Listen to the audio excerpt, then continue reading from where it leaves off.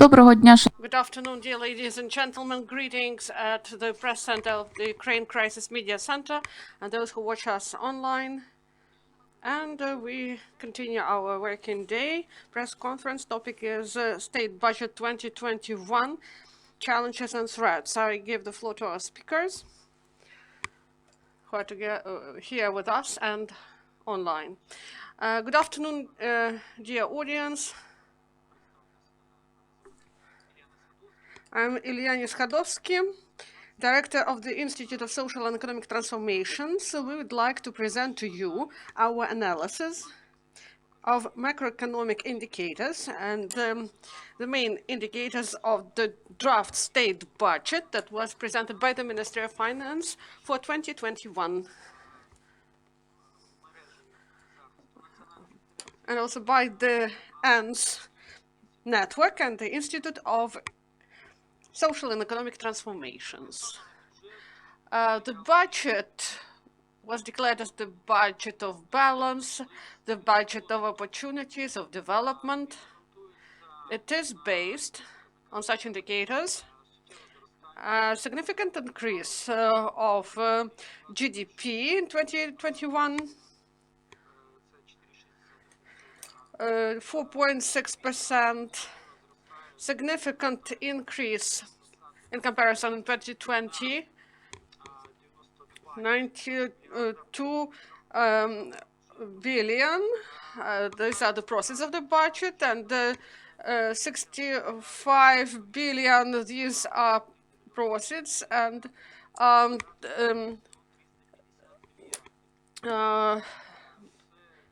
this we have the grounds for this. The Ministry of Finance that based these figures in accordance with the state of our economy, improvement of work, increase of economy. At the same time, budget deficit is planned about 6%.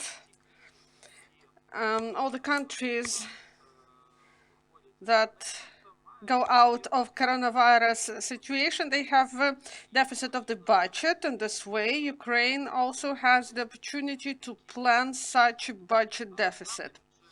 This budget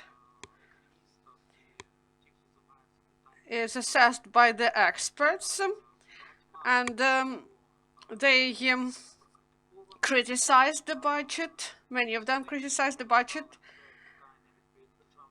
This is the significant increase of the salary, average salary, and whether this budget is realistic. And we will try during this press conference to identify whether this criticism has proper grounds, or maybe this is a realistic, balanced budget that improves lives of Ukrainians. And to give the answer to the main question, we will start from the beginning. The main indicators, macroeconomic indicators that are included to the state budget, and indicators of proceeds and expenditures, whether they are based, whether this is balanced and realistic. The first speaker, I would like to give the floor via Skype, Yaroslav Sidorovych, expert-analyst of the Network of Protection of National Interests that is called ANS. You are given the floor, Yaroslav. Thank you. Good afternoon, everyone. We have a wonderful day today. State budget was introduced to the parliament on the 14th of September, and many specialists saw the budget, and respectively they provided their analytics and they expressed their opinion. Business Association, European Business Association provided its opinion. There are many proposals concerning the budget. This is not only about criticism, but about proposals, what can be done. and the budget was not adopted by the Supreme Verkhovna Rada. Until 1st of October, they got proposals. Now they are on quarantine, and they do not have the meetings to consider the budget. This will be on the 20th of October only. But you know that sometimes they adopted the budget, then they returned it to the government and they introduced changes. We do not know what scenario will be. But I would like to present an analysis for this budget. We didn't provide assessment, we provided analysis, and politicians should properly assess the situation. This is our view of the draft budget. I'm going to start my presentation now.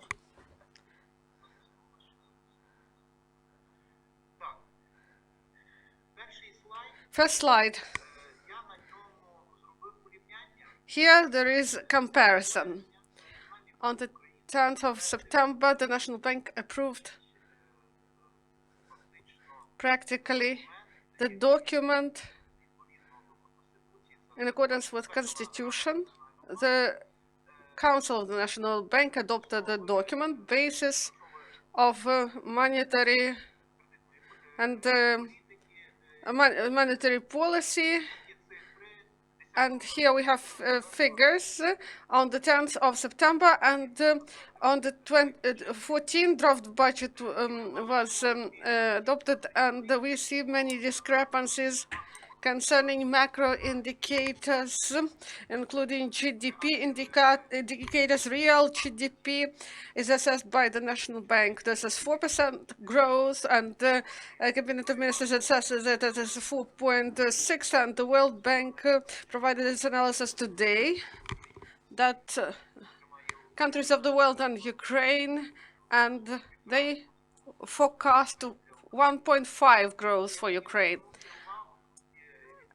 And we have inflation figures, consumption costs indicators, and the National Bank is responsible for the currency, and they have proper indicators for it, 5% plus minus 1%. Also, I would like to say about average wage difference. National Bank believe that average growth will be 8.1%, and the Cabinet of Ministers 12.1%. I would like to draw attention to this indicator. If you look that to the 25, there is 25% growth, and the average is 12, and we cannot understand in what way they can provide for the growth of the entrepreneurial salaries. We do not have limitations like in single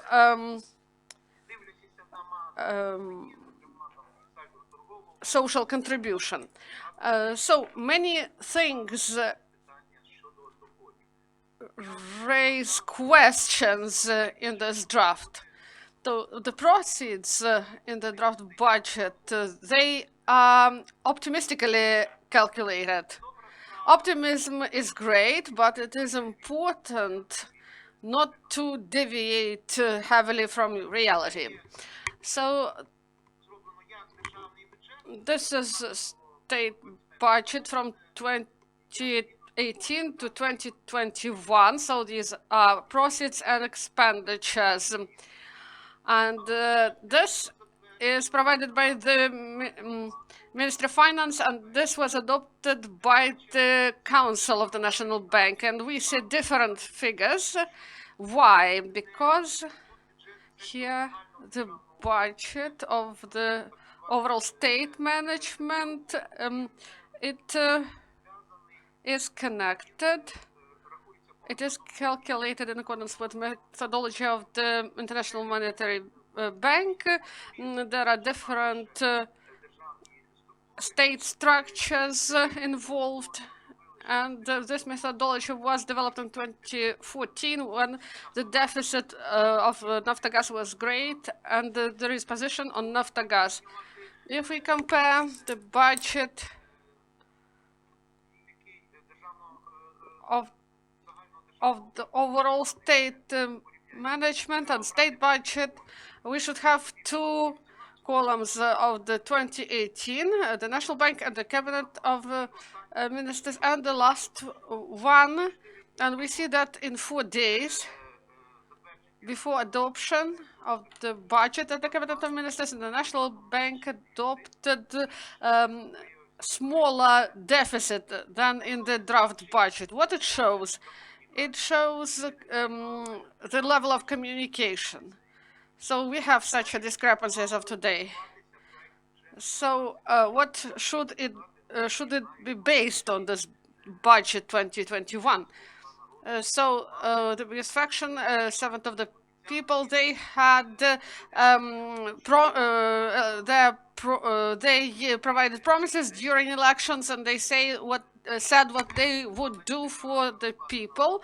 And this is analytics, and in the electoral campaign, they said during electoral campaign they said that there will be commercial diplomacy program to promote Ukrainian goods in the global market. And now we do not have it in the draft document. And also adoption of law necessary to implement the association agreement. And there was summit EU-Ukraine, and the EU reminded to us that in several sectors we are lagging behind concerning implementation of the agreement. Next, economic strategy. There will be economic strategy, and international companies will be involved. So we need money for this in the budget, and also the strategy for national economy to provide the average European level of proceeds for our... This is quite ambitious goal, but unfortunately we do not have the strategy now, and it's a pity that 18 months had passed and this is not, this ambiguous goal is not planned for the next year. There is no law, and so this is not introduced.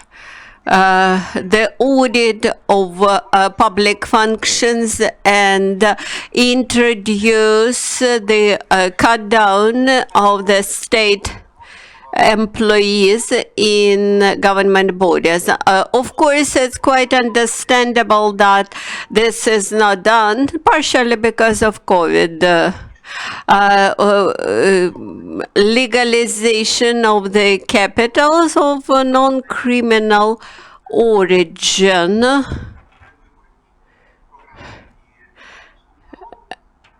And this law also is not passed. The key issue is to provide compensators. Can we cut down the public expenses?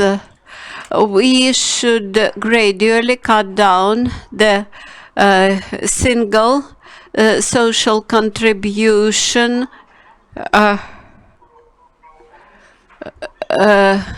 will deprive the state fiscal service from enforcement functions and make it purely the service function. Unfortunately, this is not done. The financial service is split into three: the fiscal service, the tax service, and customs service. Introducing the digital formats, preserving unchanged current taxation conditions for SMEs, etc. The census, the national census, introduction of the economic passports for Ukrainians, but unfortunately this is also not done, and I may assume that this is not planned for the years 2022-2023. Introduction of the second level of the state pension provisions. Monetization of the state services, this is done. Provide teachers with a salary at the level of 3 minimal salaries. Currently, the teachers should have, in line with this provision, should have at least 15,000 hryvnia per month, which is not done. Accessible healthcare services. Of course, this was drafted before COVID-19. COVID-19 had revealed how much our healthcare services require reforms. Currently, we spend 3.5% of our of our national budget for medical services, while in other countries this fluctuates between 10 and 15%. We won't be able to provide decent healthcare services to population without proper funding. National identity and civil peace,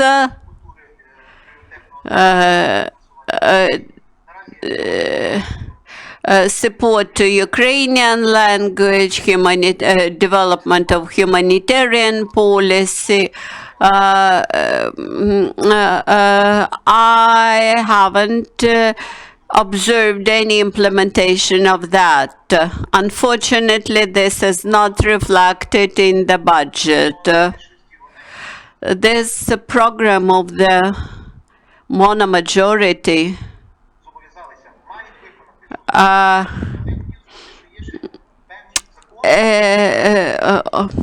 obviously will not be implemented in full, at least partially, but there are laws which were passed and which this monomajority has to implement. For example, there is a law about the state financial guarantees for health services require that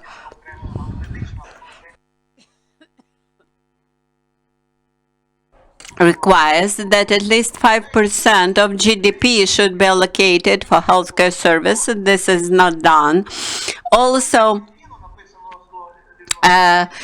for the budget of the next year, only 3.4% of GDP is allocated for this. In the Ministry of Finance, 4.2% of GDP is allocated for the healthcare services. But when it comes to the educational services, the same is true, and we cannot understand whether it will be enough. This has to be complied with. Whether we have any reserves to balance the draft budget for the to balance the budget estimates. For example, the enforcement agencies, the Ministry of Defense, Ministry of the Interior, SBU, State Investigations Bureau, and NABU, which had received plus 15% of growth in funding this year. This is with the fact that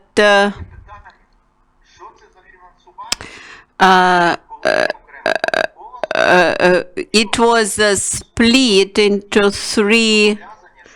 The State Fiscal Service has got plus 64% of growth in the budget, while it is only 1/3 in its functions from the last years.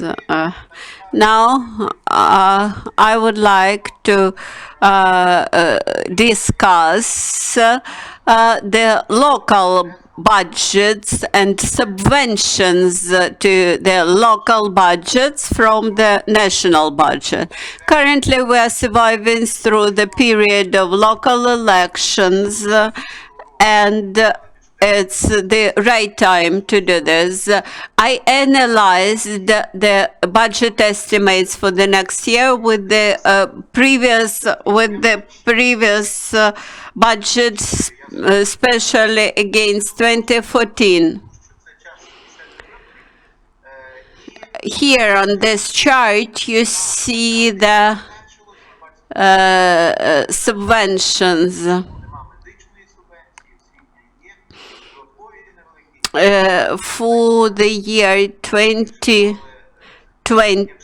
subventions went down. This is the chart of the direct inter-budget relations between local budgets and the state budget. And here you see that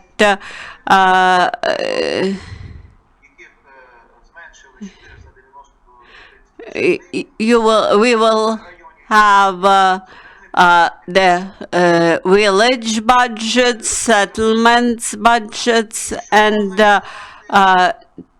city budgets. And when we analyze,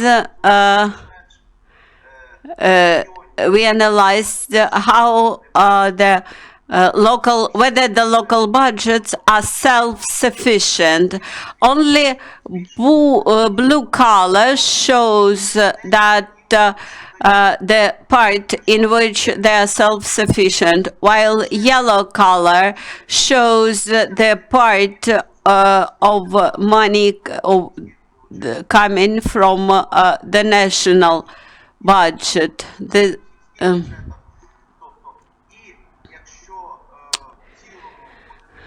And when we take all the inter-budget relations, we see that only 26% of local budgets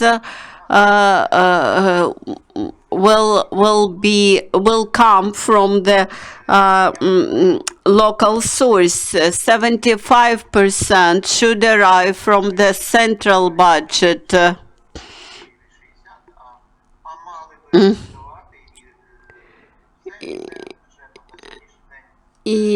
Currently in Ukraine, the biggest budget, the biggest part of local revenues goes to the central budget, between 75 and 60%, and then partially come back to the local budgets.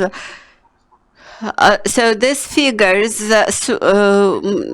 prove that the situation is very complicated.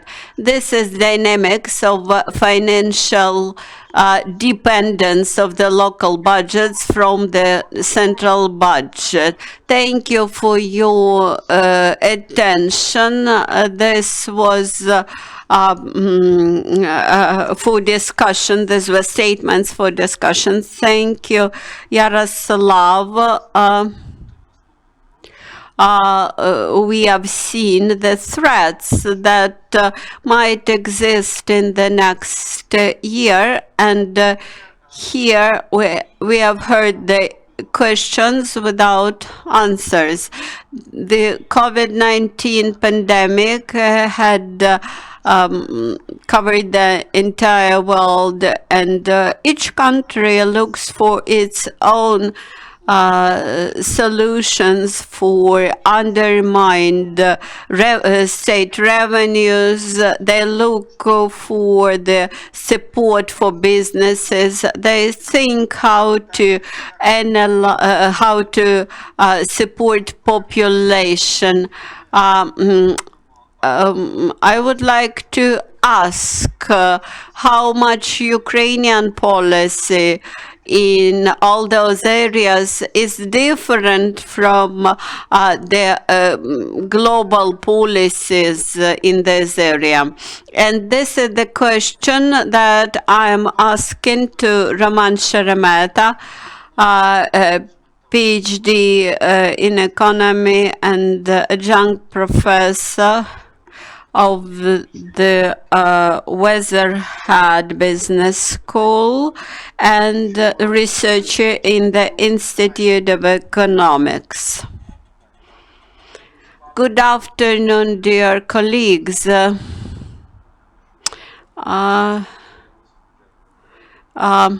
It's not easy for me to analyze the draft budget for the next year because I'm not very much familiar with it. What I can say about the United States, we expect to have $3.3 trillion as a budget deficit next year. This is more than 16% of GDP. And this was the intentional approach because the COVID-19 had collapsed the economy, and the economy went down 30% during the last quarter. It was the U.S. decision to make this aggressive step and to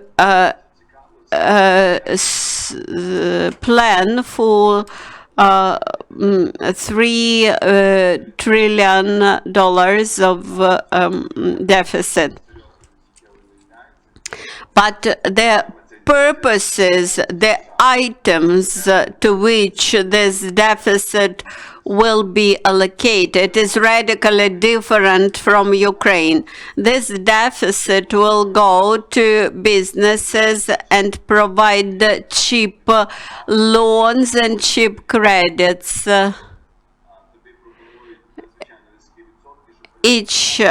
Almost each person gets this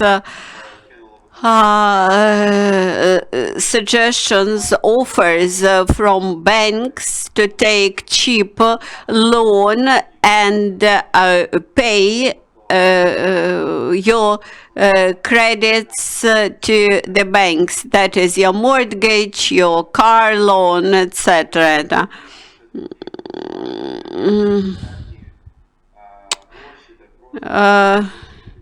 And besides that, the government provide those people who do not have any income with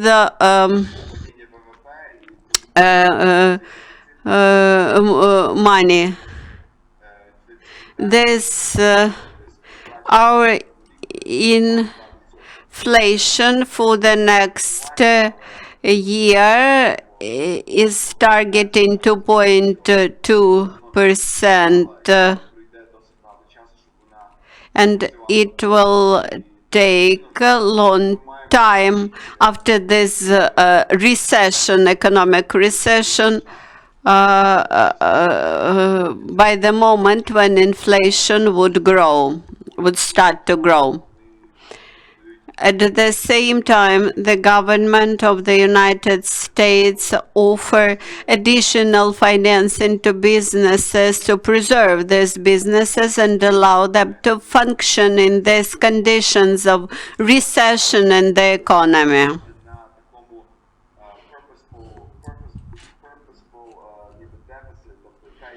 Тобто це ціленаправлений дефіцит, це дуже націлений дефіцит.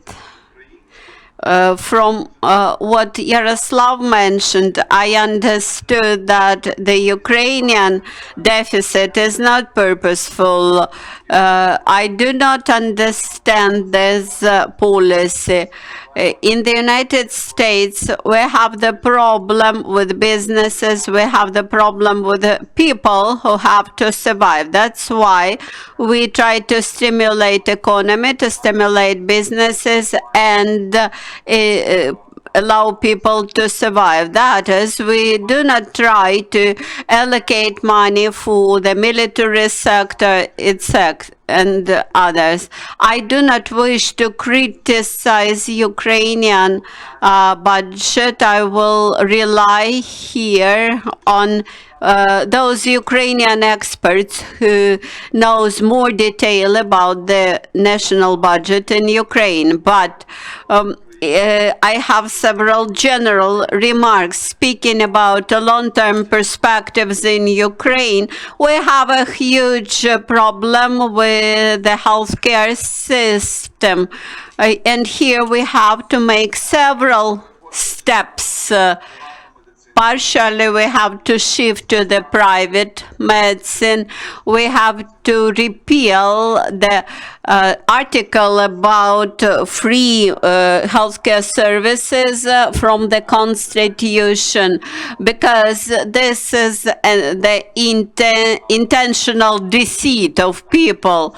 And we should introduce the tax on withdrawn capital, which should be done. But unfortunately, I do not observe any steps made by the president of the government to introduce this tax. This would stimulate Ukrainian businesses if we preserve the capitals inside the country.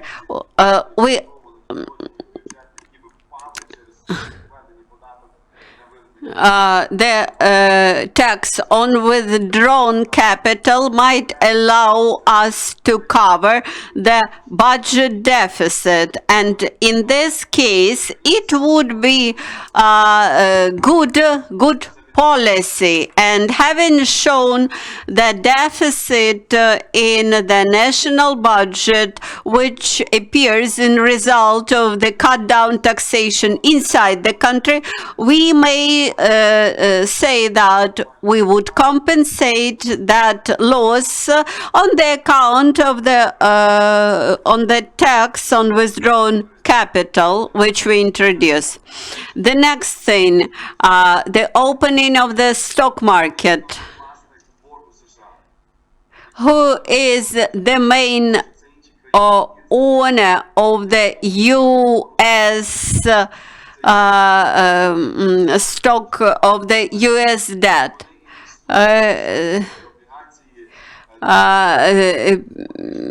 Actually, it's me, to whom the American government owes that money that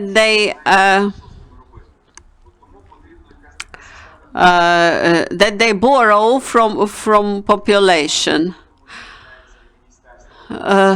I am not very much familiar with new Ukrainian policy the ministries change, the governments change. I do not wish to criticize. Let Yaroslav and Viktor analyze that they know more than me. So this was the difference between Ukrainian approach and the US approach to the national debt. Thank you for your intervention. Currently in Ukraine, we have the issue with the inconsistent policy, and that policies that were offered during elections, they are not implemented. We continue to speak about the macroeconomic indicators because the macroeconomic indicators are the basis for revenues and incomes.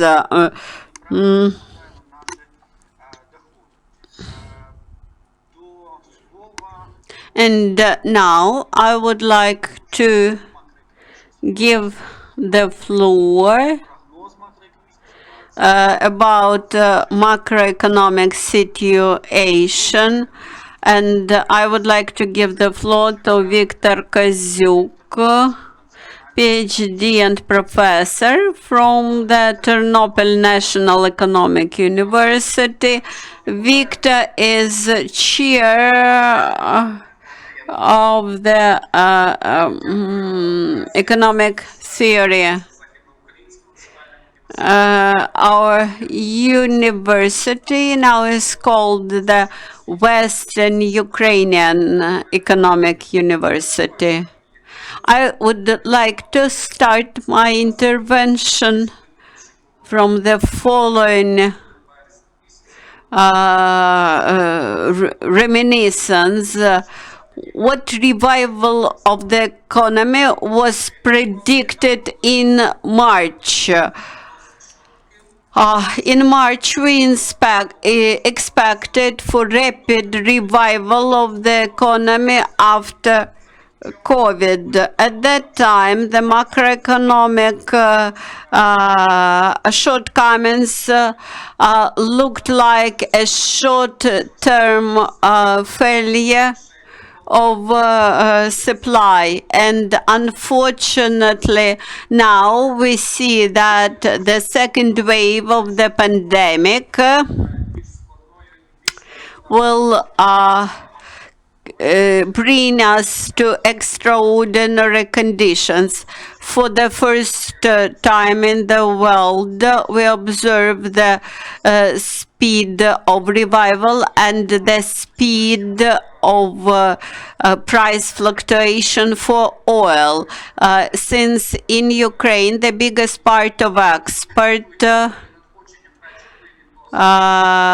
comes from goods that are sensitive to the global raw material prices. That's why it looks like the recession in Ukrainian economy in part of the export revenues is a bit better. But the next issue is whether we may expect the revival of aggregate demand next year.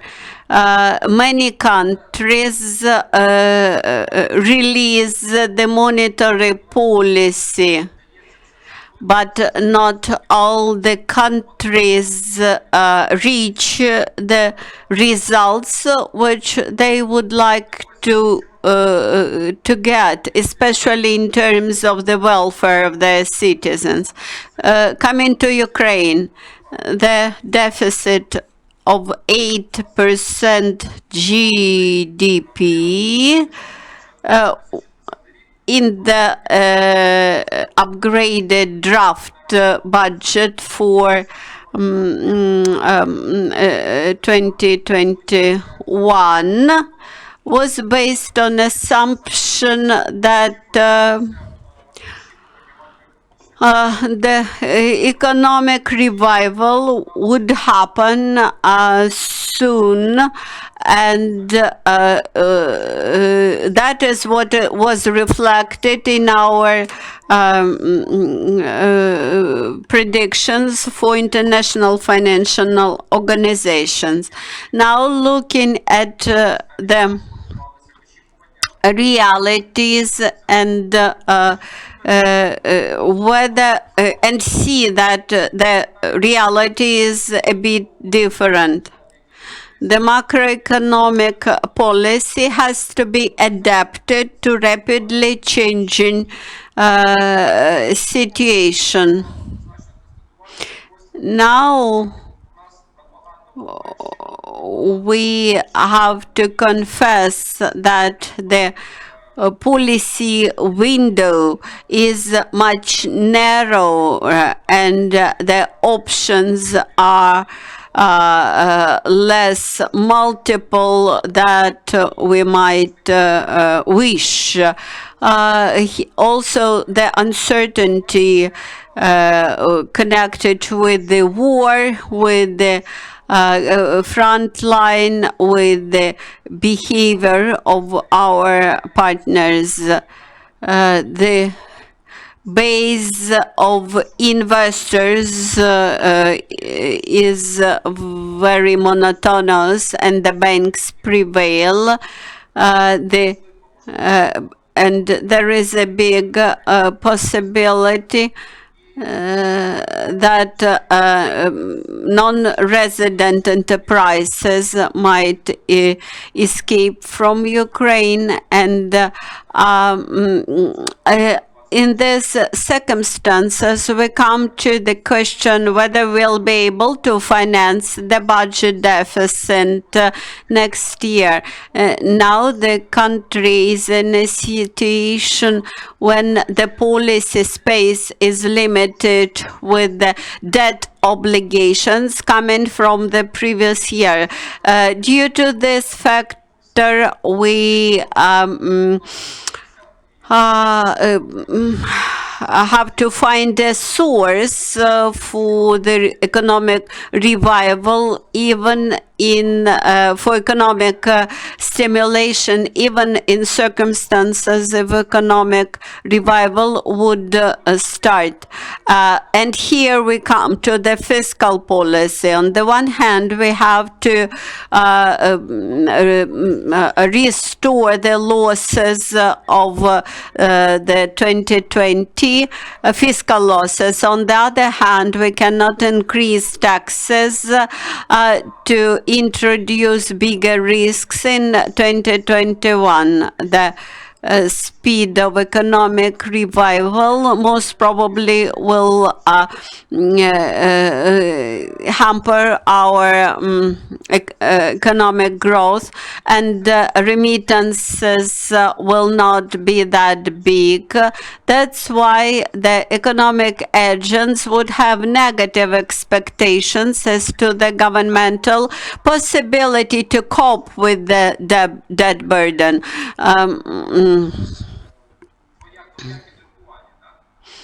When we look at the budget structure, we see that the figures for 2021 suggest that the government will try to cut down external borrowings and turn to the internal borrowings. But whether the market volume is enough for our internal debt. 14 billion, these are internal borrowings which are planned to be attracted to cover the deficit and to cover the payments, the fees to be paid to cover previous debts. the net growth of revenues from T-bills will be much lesser. In this situation, especially when we compare this with the situation in the banking system, we clearly understand that it would be necessary to create conditions for more elastic inflow of liquidity to the system, which will allow banks to buy out this huge amount of T-bills. On the other hand, this policy will cause the external agents to review our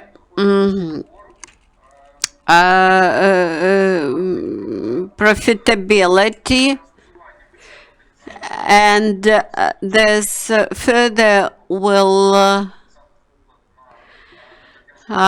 impose additional interests.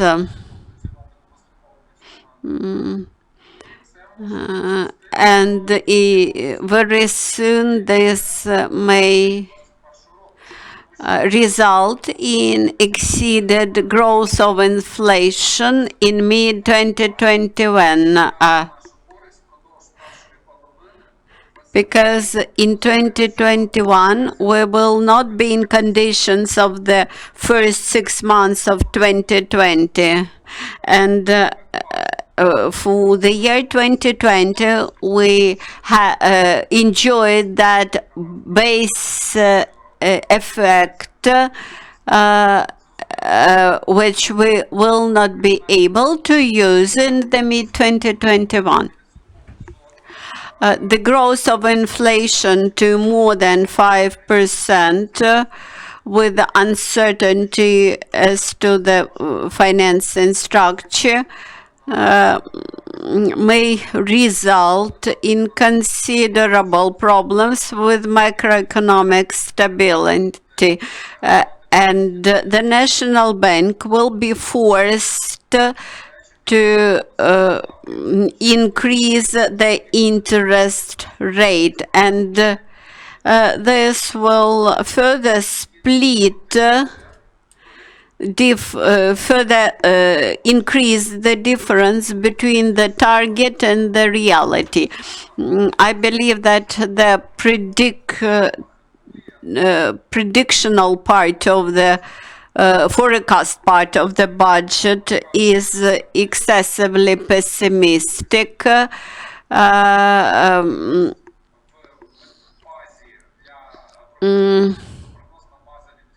The forecast base differs in many income items.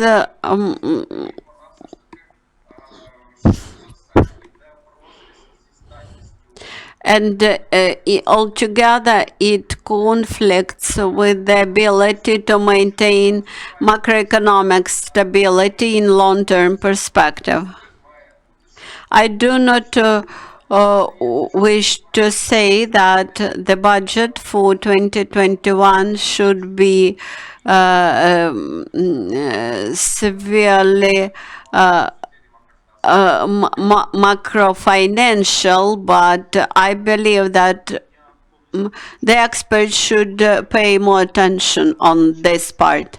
I fully agree. We have to determine whether we will have 4.6% of growth, and then answer the question why we expect to have such a huge deficit, or alternatively, we do not expect for such a growth, and that in this case the deficit is well grounded. Usually in the parliament there is a big variety of wishes, of views, etc. That's why usually the Ministry of Finance offers rather conservative draft budget in order to start discussion in the parliament.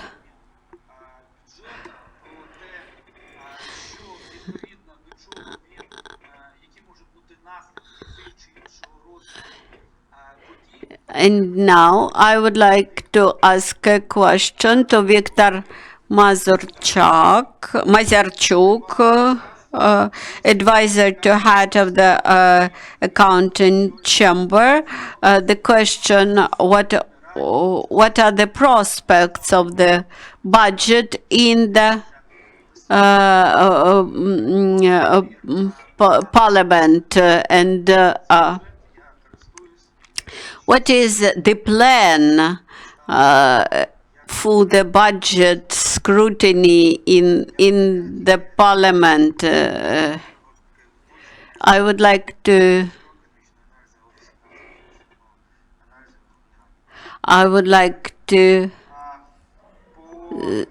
say that my experience in the Office of Financial and Economic Analysis in the Parliament allowed me to gain some experience. I've heard that the budget will be either reviewed or sent back for the reviews. It cannot be sent back to the ministry at this very point. It is already accepted by the parliament for scrutiny. What is now going on in the budgetary process? By September 15, the draft the budget estimates for the next year was submitted to the parliament. It was reviewed it was presented in due course by the Prime Minister, and now MPs have to submit the recommendations. From Monday, review of MPs' recommendations will start in the Parliamentary Committee. Last year, we had 2,200 recommendations from parliamentary committees, factions, etc. This year, we expect to have 2,500. From Monday, we will see how much recommendations the MPs will submit. And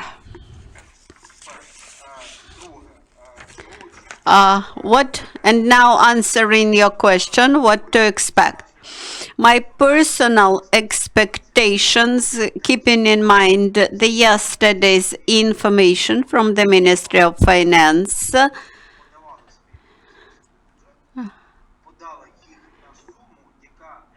that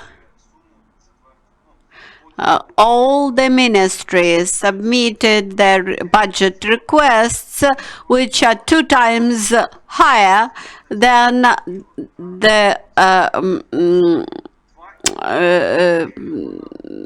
the ministry was able to accept. So the Ministry of Finance had cut down 1/2 of that budget requests. This suggests that we have a big problem. Either somebody plans in very manipulative way, or somebody plans in a very bad way, because when you look at each ministry's budget requests, you understand that they have a huge problems. Sometimes they request the things which are not allowed, or sometimes they simply make calculational mistakes. This year, my favorites are the Ministry of Healthcare. They asked for 250 billions, while they were given 150 billion. And my question was how much money they have used this year. And the deputy minister is unable to say, while I know that they have used 24 billion hryvnia by October this year. This is in a situation of pandemic.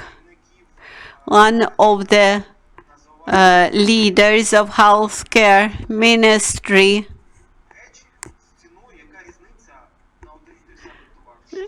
was unable to explain why the Ministry of Health procures the same goods for the prices which fluctuate 6 times between the cheapest and the most expensive item of the same designation. So I expect that the budget expenses will grow up to 20 or 30 billion. Is it good or bad? I do not know. It depends on the revenues. How the revenues may grow. The National Bank will get the higher targets.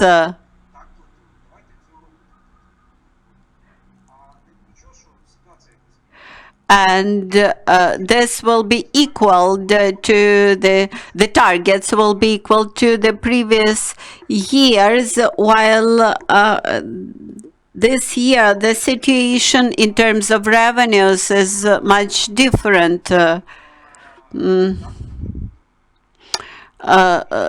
Also, not only the National Bank will be required to pay more to the national budget, then the corporate profit tax will be raised for, that is, the target for collection will be raised. The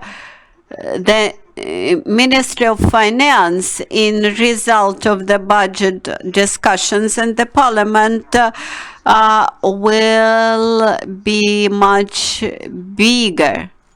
Actually, this is normal. MPs have the right, and they make a good use of the right, to introduce amendments to the draft budget estimates. Now about curious things. The passage of this budget I expect to be very tough.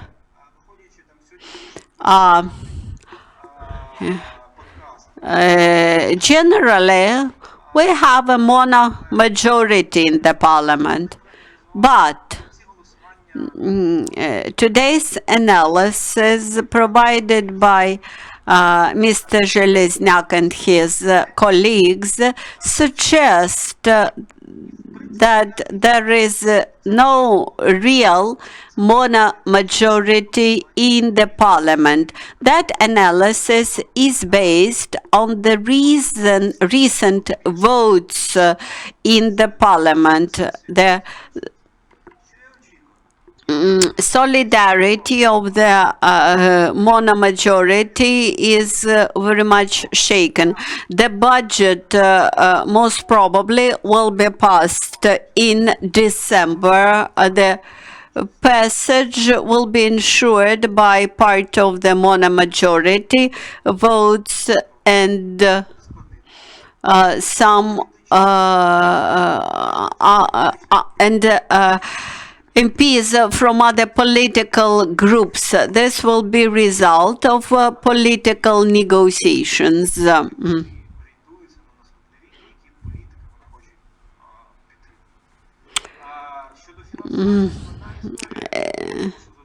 As for the funding of the sectors, Viktor mentioned much. On the other hand, we have uncertain situation with the financing from the International Monetary Fund, and we have to assess the risks and how this will influence the national economy. This should be analyzed in much detail and many scenarios should be produced. Thank you everybody for presentations. We have covered everything. We have covered the budget. We had covered the macroeconomic indicators. Thank you, Yaroslav, for that. We had reviewed what is done in other countries to compare what is done in Ukraine. We understood that we are Ukraine-centered and that we do not follow the global trends. Thank you, Roman, for that. We had also reviewed whether we'll have enough money to cover the budget deficit. We had reviewed also the budgeting process. Although this is a forecast, but we, based on that, we may see the risks, whether it was safe to submit the optimistic budget to the parliament and have no space for surrender to the MPs. Thank you, all the presenters, and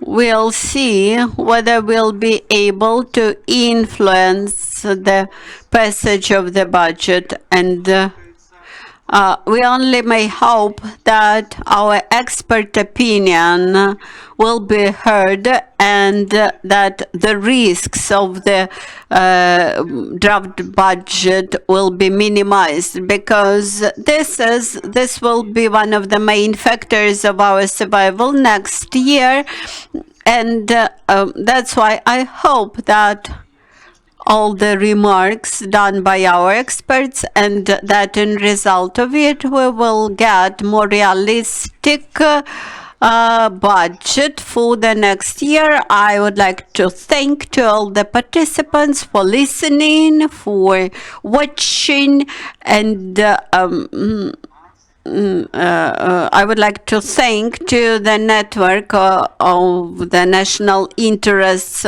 Protection ANTS, and we only may hope that our recommendations will be taken into considerations. Thanks to all of you. Have a nice evening.